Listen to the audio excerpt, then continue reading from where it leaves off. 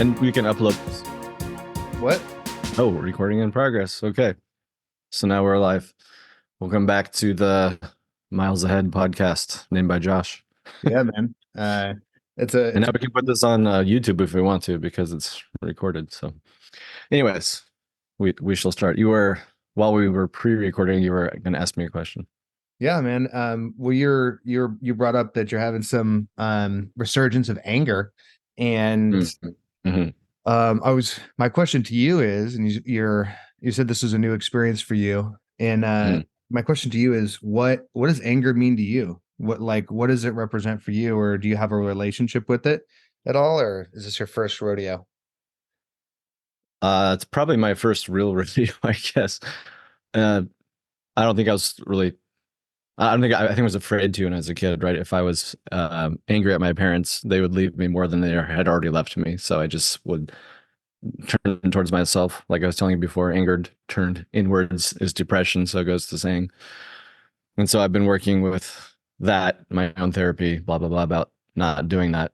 And now it's pointed the right direction, but it's just coming out like a 7-year-old, which makes sense if it's been repressed since I was 7. So it's coming out in weird outbursts that you sort of feel beside yourself, or I feel beside myself with.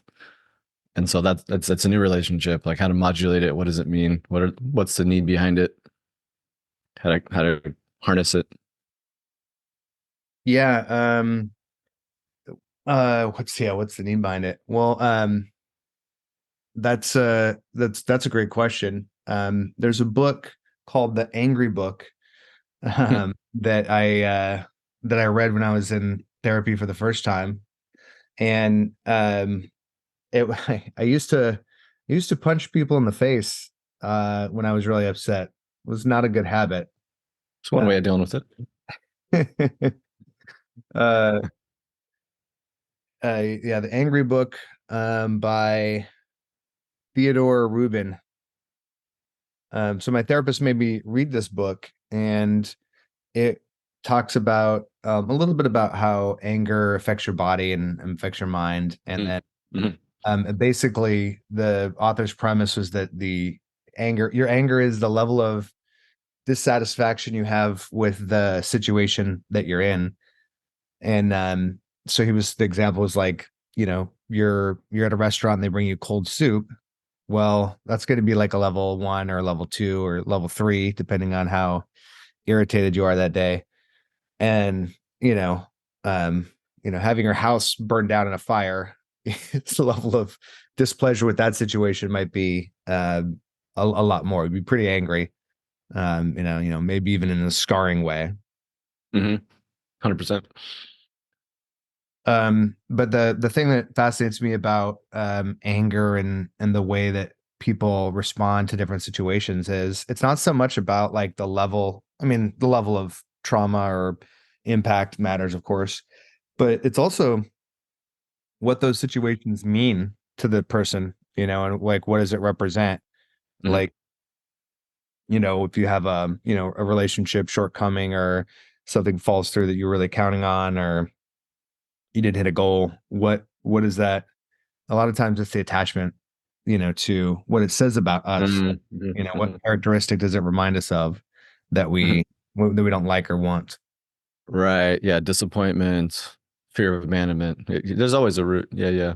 This one in particular, I was telling you about where I check my phone and technology not working is already a big trigger. Like top two biggest triggers for anger for me: technology failing, bad drivers. It just like such triggers for me. And bad drivers has gotten better because it's like I go with the whole Ryan Holiday stoic idea of like you're really expecting that there's not going to be a bad driver in front of you ever. Well, there's one in front of you right now, and it's just like, oh, look, there's a bad driver. Cool. I'm listening to a podcast. I might be in a hurry, but it's not gonna. Like, I'm still moving, and you can sort of like step yourself back from the ledge of like just wanting to go nuts, which doesn't do anything. They have no idea. They're just like driving around dumb, and they have no idea. Uh, and also that's a lot of shadow side stuff. Like if you have a reaction that's of an overreaction, sometimes it's like, why am I having a reaction that's bigger than should be? And I dug into this one. It was like, oh, This one's it's about incompetence. Incompetence really pisses me off. Why do I hate? Oh, I probably think I'm incompetent on some level, and I don't want to feel it, so I'm discharging and projecting onto this other situation. So that was a little bit of a insightful moment. So road rage is less bad. Technology is still hard. Because it has one job, just work. And I don't get how it works. I don't have an engineer brain, and if I look at code, I just want to fall asleep. So if I understood it more, it would piss me off less. Oh, it's because the flux capacitor is not working. That's why. And then I'd get it. But since I don't get it, I'm like, you are built to just work. Why don't you just work? And then I get like mad at an inanimate object and throw it across the room. So yeah, that's another one. Those two are my biggest triggers. So yeah, the anger is like it's going out. So it's like, whoa, this is weird. It's really weird. And I was telling you before we recorded, I after that incident, I was like, I need to dig into this more. Therapy twice a month at an hour and a half is good. It's just not enough, not fast enough. And I have a female therapist, which is great, but like I might need to dig into this with some dudes. Like there's something different about anger with dudes, like not, it's a generalization, but I think there's something to it. And so I signed up for Connor Beaton's Men Retreat. The guy that wrote what's his podcast? Men's Work, or that's the book. I can't remember. But he has a retreat. So I'm going next month, and I'll fill everybody in on how that went when I get back, if I survive it. And it's like I got to do something. This is not good. So that's kind of where I'm at right now. And then you wanted to start recording as I got that out. So here we are. Yeah, man, that's good. in vivo. Well, there's a lot of good things that you're doing with this process. Like number one is you're getting curious, you're getting fascinated, not frustrated, right? So if something's coming up for you, you're leaning into it and Trying. not in a judgmental way, a way of investigating, right? Mm-hmm. So let's go deeper with this, which is the right response. If like for me, it's if I like try to avoid or numb out or pour a glass of wine, like that's the wrong answer. And if Right. I sit with it, there's always something good at the end of that road. Yeah, something talks back. If you go back to the internal family systems theory, like things do respond back to you, whether it's a sensation or words sometimes, which is really kind of psychedelic. But yeah, we have the tendency to want to just make it go away. I get that. Yeah. Because the bad thing about substances is they work for a hot second because your parts get drunk too, but then they come back with a vengeance later. Yeah, that's right. Well, and my understanding of the parts work or the family dynamics is like um asking the question like what does like what do you need? Like what are the needs that are coming up with the Mm-hmm. stations? Like what's the message for? Like Mm-hmm. I'm angry. What's the underlying need? Right. Sort of the sitting in the question and seeing what comes up. Is that right? Is that the technique? Yeah. Yeah. You don't manufacture it because if you're manufacturing it, it's coming from like what's called like a self-like part, like not your highest self, like one right pretty close there, probably your highest provisional ego self that's making things move. It knows the right answer. Oh, well, you should say this. If that's happening, it's not really the self. I mean, not really part of the other parts getting a chance to speak. So if you sit there and you don't manufacture something that speaks to you, that's a different story. And a lot of meditations that he has, they're greater than some of our parts. Audio series is really good for that. He has a lot of good meditations with the theory. Having you do these guided meditations where you imagine things or take an experience and think about things, and it really piques these parts' interests. Sometimes it takes a while to access self energy. I think it really helps to have meditative practice. If you can sit and watch and notice your thinking and come back to the breath, then you can notice parts, because when you notice that you're thinking, those are probably parts talking, doing something. And so it creates more access to self energy, which just gives more space. So the theory goes. And he has these meditations that you do will help you understand what I'm talking about more.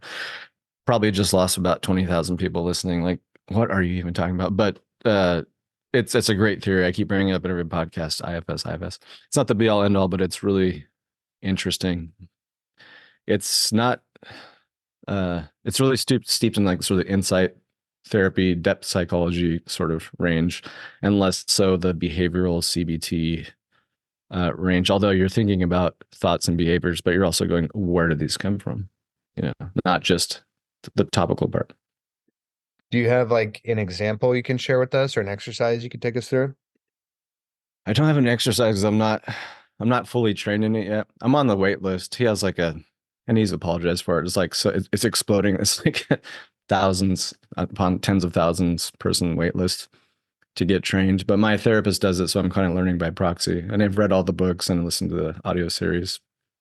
So I don't want to go into it too much without being able to explain it thoroughly, because I think I might just confuse the listener more. But if you check out Introduction to the Internal Family Systems Models book, the No Bad Parts book, and get Greater Than the Sum of Our Parts audio series, you can get that on Audible or soundstrue.com.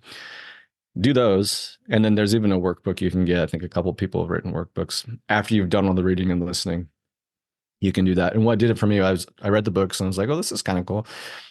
And then I maybe I mentioned this in early podcasts, I can't remember, but I was doing the meditations part of the audio part. And one of the meditations visualizations, I just completely burst into tears. I got to some old shit, an old part that was just neglected, abandoned.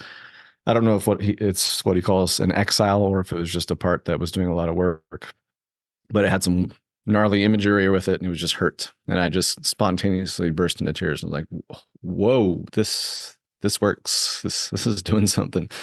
And then I got really, really interested and have been sort of inhaling it since then. So yeah. Well, So yes, I can't. Sorry, I want to, but I don't want to. I don't want to confuse people more than I already probably am. But if you look at those resources and or find a therapist who's trained in it, you'll be off to the races. It's very helpful, especially with PTSD. But with anything, we all have wounded parts, valid parts. It's a great theory. Well, I'm a big fan of learning by doing, and that's I mean, experiencing, you know, the effect of what you're trying to go for is much better than trying to read books about things that should be valuable, but you haven't felt the, you know. Yeah. Yeah, totally. Mm-hmm. Mm-hmm. So I'm looking through my notes on topics that we were looking at, and this is we were just talking about numbing and coping. So one of the things that I wanted to cover with you is your thoughts on dependency, addictions, numbing, and coping. And we were just talking about anger and its work, and how easy it is to avoid doing the work and avoid confronting, you know, different aspects of ourselves. And I've got some limited experience with this, you know, that I'm beginning to do, but mostly curious about what your experience with these are, and we can go back and forth. Sure. So let's flesh this out for the listener. We're talking about ways that we cope with painful emotions, scenarios, situations that we're talking about, and then using something to numb it out, or the behavior to numb it out. Well, so talking about? Yeah, you know, so like yeah, you're right. Let's zoom out a little bit. When if you think about like our core trauma, or, you know, like the fundamental, you know, I'm saying, you know, a lot. I'm trying to get into an idea that is felt more than I express it verbally, but it's like, you know, we have core pieces of challenge and trauma in our lives, and we develop these adaptive strategies, or sometimes maladaptive, these coping mechanisms, right, that become our personality. And there's you know, adaptive for the situation, there's maladaptive for the situation. So I'll give you like two of mine. So you know, being enmeshed and being like codependent early on, I learned how to be sensitive to other people's emotions, family, friends, things like that. But I Mhm. was unable to, because I was unable to express any of my own or a lot of my personal negative emotions or positive for that matter. Uh, Any needs. yeah, right. Any needs. Mhm. Uh, I back to the anger and the fighting thing. And instead of being able to like draw lines and set boundaries and tell people what I wasn't up for, that they would just be stepping all over me until I would punch them in the face, and they wouldn't get any warning about Gotcha. like, hey, this isn't like I don't feel good about this. Hey, you're annoying me. Hey, you're hurting my feelings. It was just like nothing, nothing, nothing, nothing. Boom. Bam. So you get backed into a corner and you're like, okay, motherfuckers, you're gonna get punched in the nose now. Yeah, I mean, you didn't have to back me up that far. Yeah. I was a fragile kid, a young man for sure. But Mhm. the um on the one hand, there's moments where our coping strategies are adaptive and there's moments where they're maladaptive. And I feel like numbing and avoidance, those become our addictions, right? So being empathetic and being able to connect with people emotionally is an asset. And then if you overdo it, I'll use the I language for this one. If I overdo that, I become codependent. I take responsibility, and have porous boundaries and overshare some things. Or Whatever. fall on your own sword. Yeah, of course. Hmm. So those are like some problem solving, some adaptive strategies, and then my numbing and avoidant would be not saying anything, getting very angry, um, lighting people up physically or verbally, and if gone too far, and then also I would start drinking at an early age, which doesn't really help anything. But man, does it. Should not brain development. You can recover, but yeah, it's definitely gonna do some things. Yeah. So, so those are like, adaptive, maladaptive, numbing, and avoidant, right? For different, those are all three different ways to adapt or solve or deal with the situation. And that's how I think about it. But how do you frame up um, these different methodologies or paths to manage difficult situations, difficult emotions? Well, more recently back to IFS again. I'm sort of beating this horse to death, but they call those the firefighters, the parts that when your nervous system's stressed out, stuff's hard, or your critic parts are beating you up, tells you, okay, we need to calm down. This is too much. We're stressed out. Let's just go over here. And it's usually, oh, Xbox, 4 hours gone. Oh, six pack of beer, 6 hours gone. Opiates, sweet, 3 days gone. Whatever it is, they just lead you away from feeling the pain. Maybe help calm yourself down. Because when we were little guys, and to your experience, um, you probably didn't get a chance to learn how to self-soothe. So we're, since no one taught us how to do that, we learned to do it through those means. Does that make sense? Yeah, yeah, yeah. Mhm. That's right. Um, so these sort of these readily available ways to cope with emotions take the place Looks of. like I think we're have a bad connection all of a sudden. You're frozen. No, you're frozen. Still there? And we're back. Are you there? Yeah, that was so fast. Yeah. We'll have to figure out how to edit that one out. Anyways, I don't know where we. So the Well, I lost you. how's my connection now? Is it good? Yeah, I can. Your audio is good, but your the face is it's a little choppy. But now it seems to be back. It's a problem with Zoom or the internet without plugging directly into the Ethernet. All stuff you learn on the podcasting journey. So you look at that. So the topic that we were talking about was all of these numbing and coping strategies are used in lieu of being able to soothe or self-soothe ourselves, which Yes. what does self-soothing look like when you're a healthy 6-year-old or 16-year-old or 36-year-old? So it's Luckily, if you have healthy parents, they see you're upset.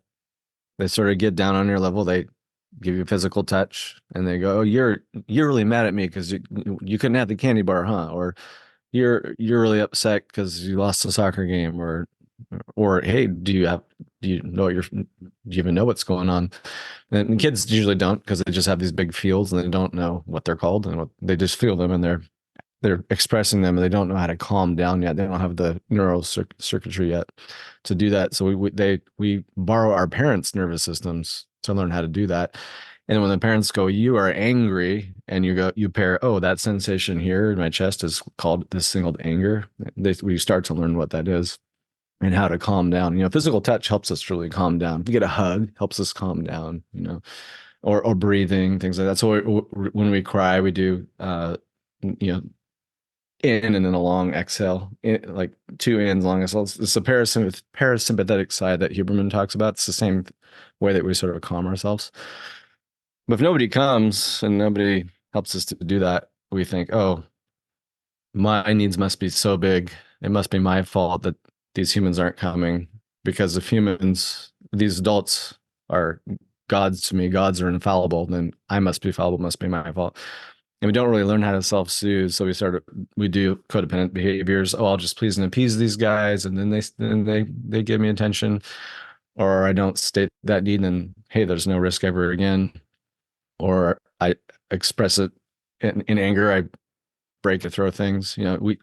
It's got to go somewhere. So if we get a parent that helps us learn how to self-soothe, that's huge. That's what they're supposed to do. So when we're adults, we have to learn how to now do it with ourselves, with a skilled therapist, even with our partners. Not that it's their job, but if you have anger problems and you prophylactically tell your spouse, "Hey, if you see I'm angry, just come put your hand on my chest and rub it, or just rub my shoulders."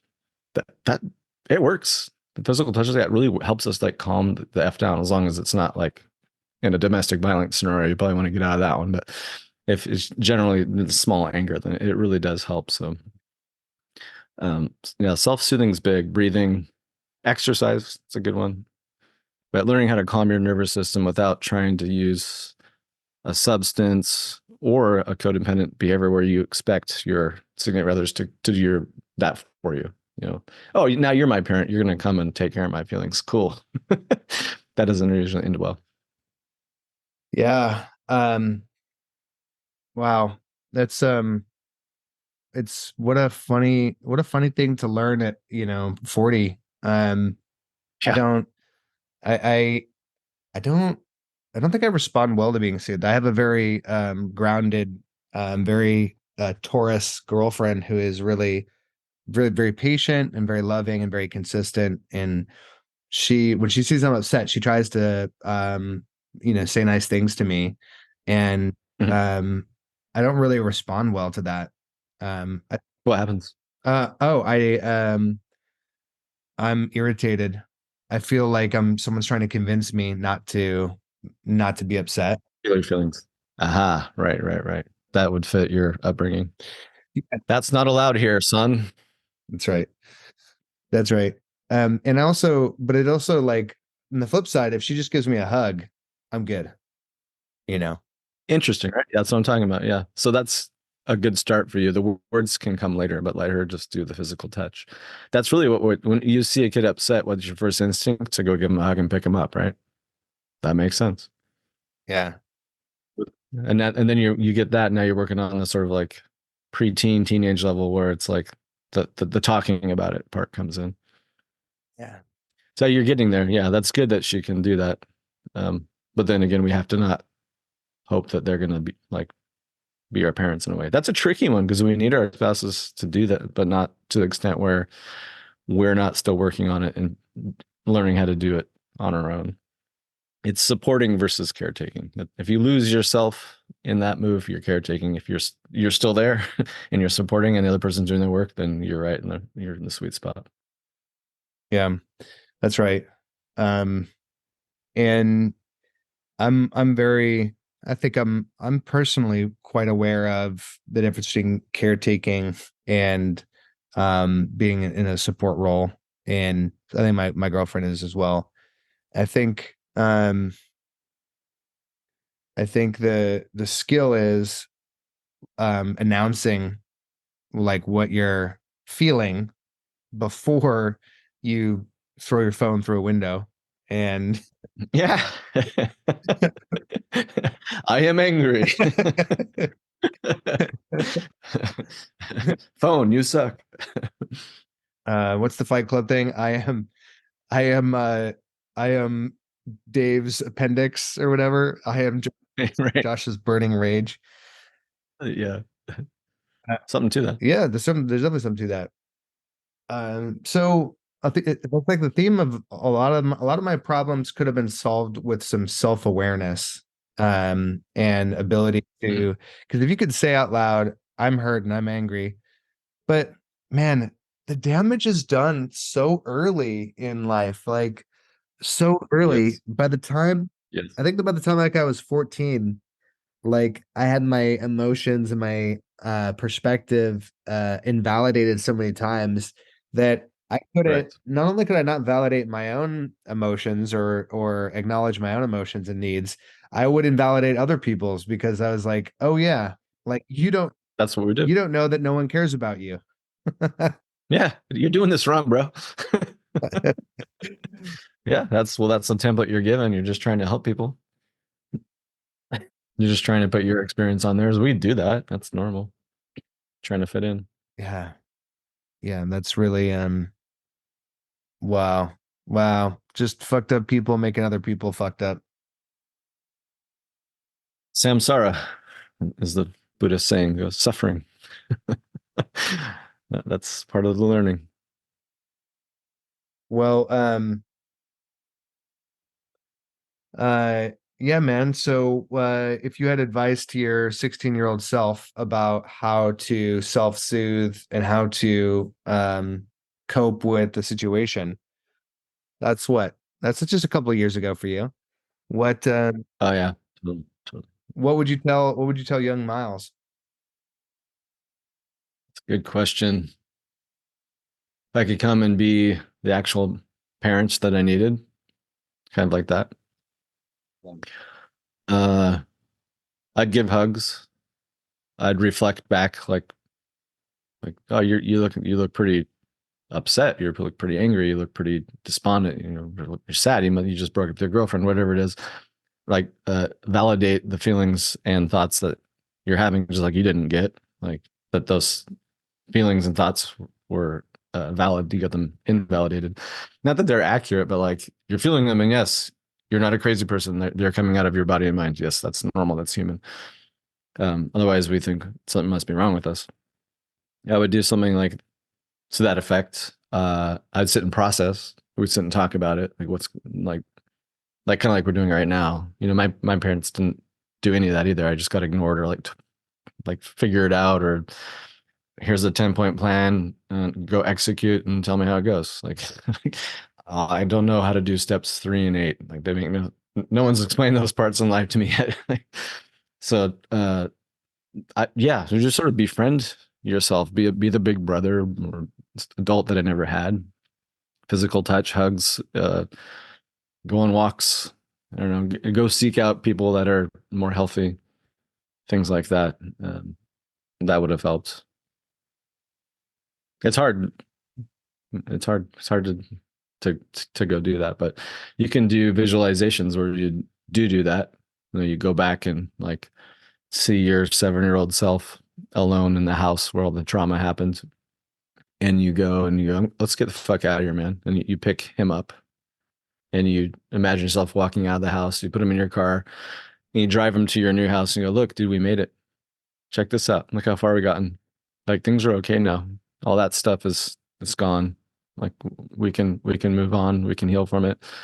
That's sort of like a self-parenting move or self-rescuing move to realize that we as kids we just want our parents to say it's everything's going to be okay, right? That just that line right there is so huge for kids. It's going to be all right. I know you're going through a lot, but in the end, it's going to be all right. You don't get told that, you never think it's going to be all right, and you're always in a fight or flight, panic, or freeze or fawn mode. So some sort of visualizing yourself rescuing yourself can be very helpful. Sometimes it can move you to tears doing that because there are parts of you that are just still like that, still stuck, hurting and frozen. So I'll give you an example that this is the first time I ever had meaningful therapy, and you'll Mhm. probably know the name of these exercises, but I was I think it was 28, 26, something like that. I was like a junior in college, and I was in a therapy session with Dr. Aziz Gazapura, who wasn't him. Shout out Shout out. Hadn't completed his doctorate yet, so he was interning. He ABD. was doing a residency at Portland State University, Oh, postdoc there. and he uh, he took me through this exercise where I went back in time to a very painful memory. I was like 6 years old. I think I was in I was in kindergarten or pre-K, and my dad, so he was very strung out at the time. He was addicted to drugs. He kicked in the door to our house and beat up my mom, and and Holy he shit. did it on Father's Day. So it's always been a very special Wow. holiday for me. Uh, Whew. That'll leave a mark.